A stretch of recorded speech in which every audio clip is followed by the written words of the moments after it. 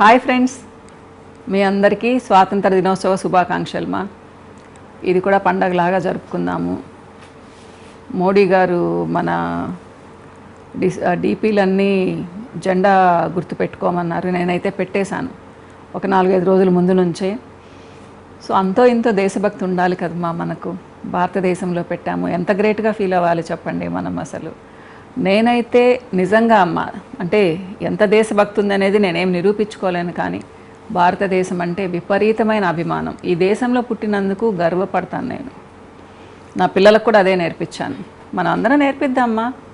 So ఏం భారతదేశం ఏంటి, భేద దేశం ఇలా అనకండి.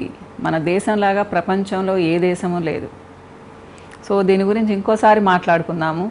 ఇప్పుడు ఏంటి అంటే, నెల్లూరులో రొట్టెల పండగ జరిగింది. మరి మీలో ఎంతమందికి తెలుసో నాకు తెలియదు, కానీ రొట్టెల పండగ చాలా ఫేమస్ మా నెల్లూరులో. ఎక్కడెక్కడి నుంచో మనుషులు వస్తారు. అంటే మన ఇండియా నుంచి కాదు, ఎక్కడెక్కడి నుంచో ప్రపంచ దేశాల నుంచి అంతా మనుషులు వస్తారు. ముఖ్యంగా ముస్లిమ్స్ పండగ అన్నమాట. ఇది దర్గాలో జరుగుతుంది. బారా షహీద్ అనే దర్గా దగ్గర జరుగుతుంది అన్నమాట. లక్షల్లో వస్తారు మా.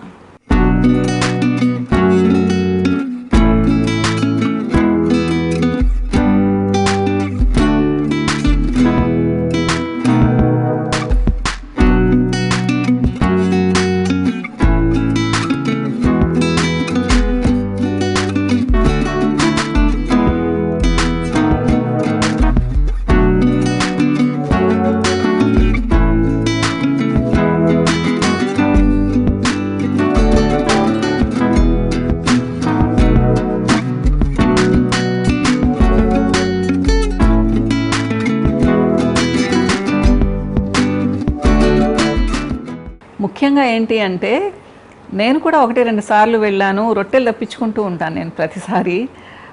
ఎలా అంటే అమ్మా చూడండి, ఇప్పుడు పండగ జరుగుతుంది కదా, గంధ మహోత్సవం జరుగుతుంది, గంధోత్సవం. దాని గురించి హిస్టరీ చెప్తాను నేను ఇప్పుడు. అంటే బ్రీఫ్గా చెప్తానులేండి.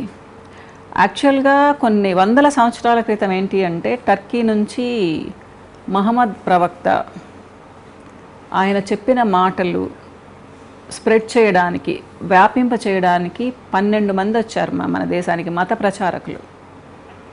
సో వాళ్ళల్లో కొంతమంది మన నెల్లూరుకు వచ్చారు. సో నెల్లూరుకు వచ్చినప్పుడు ఏంటి అంటే, అప్పుడే తమిళ రాజులకి ఈ బీజాపుర సుల్తానులకి యుద్ధం జరిగిందంట మన గండవరం దగ్గర. పవిత్ర యుద్ధం అని చెప్తారనమాట దాన్ని. సో చాలా భయంకరంగా జరిగిందనమాట. పాపం ఆ యుద్ధంలో టర్కీ నుంచి వచ్చిన 12 మంది చనిపోయారు. సో వాళ్ళ తలలేమో అక్కడ తెగి పడిపోయాయి గండవరం దగ్గర. కానీ గుర్రాలు ఉంటాయి కదమ్మా, గుర్రాల మీద వెళ్తారు కదా. ఆ గుర్రాలు ఏం చేశాయి అంటే, వాళ్ళ మొండాల్ని స్వర్ణాల చెరువు అంటారు, నెల్లూరు దగ్గర ఉంటుంది, ఆ చెరువు దగ్గరికి తీసుకొచ్చేసాయంట. సో అక్కడ ఉండిపోయాయి గుర్రాలు తప్పించుకొని. తర్వాత ఆ రోజు నైట్ ఒక క్వాజీకి, అంటే వాళ్ళ గురువు, మత గురువు కనిపించి, ఈ 12 మంది మేము ఇక్కడ ఉన్నాము, మా సమాధులు ఇక్కడ కట్టండి అని చెప్పారంటమ్మా. కాబట్టి అక్కడ ఆ ప్లేస్లో సమాధులు కట్టారు.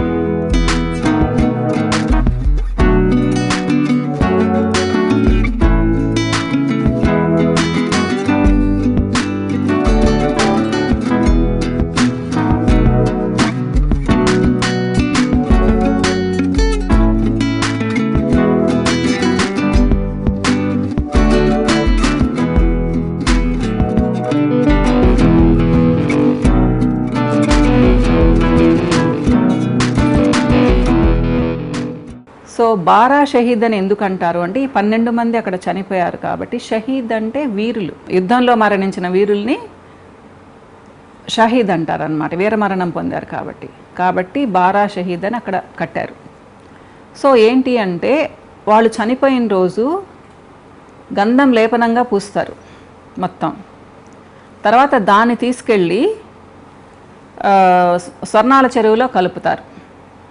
సో కలిపిన తర్వాత ఏంటి అంటే ఆ జలాలు పవిత్ర జలాలు అయిపోతాయనే నమ్మకం అన్నమాట. అంటే మన ప్రతి మతానికి ఆ నమ్మకాలు ఉన్నాయి కదమ్మా, అలా నమ్మకం అన్నమాట. సో అప్పుడు మనం వెళ్ళి ఆ చెరువులో దిగి,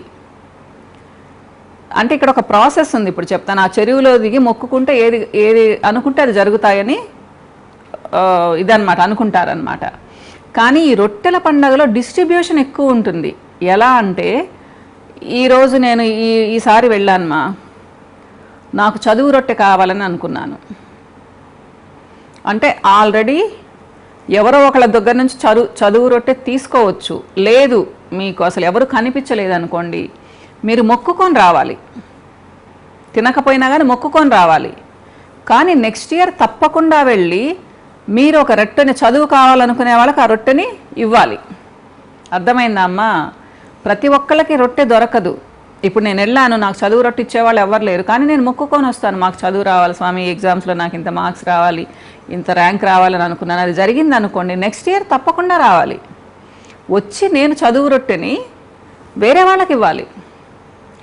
ఆ తీసుకున్న వాళ్ళు వేరే వాళ్ళకి ఇవ్వాలి, ఆ తీసుకున్న వాళ్ళు వేరే వాళ్ళకి ఇవ్వాలి. అలా ఎన్ని రొట్టెలు ఉంటాయంటే ఆరోగ్యం రొట్టె ఉంటుంది, వివాహం రొట్టె ఉంటుంది, తర్వాత వచ్చేసి సంతానం రొట్టె ఉంటుంది, ఇట్లా చాలా చాలా రకాలు ఉంటాయి. మా ఉద్యోగం చేసే రొట్టె ఉంటుంది.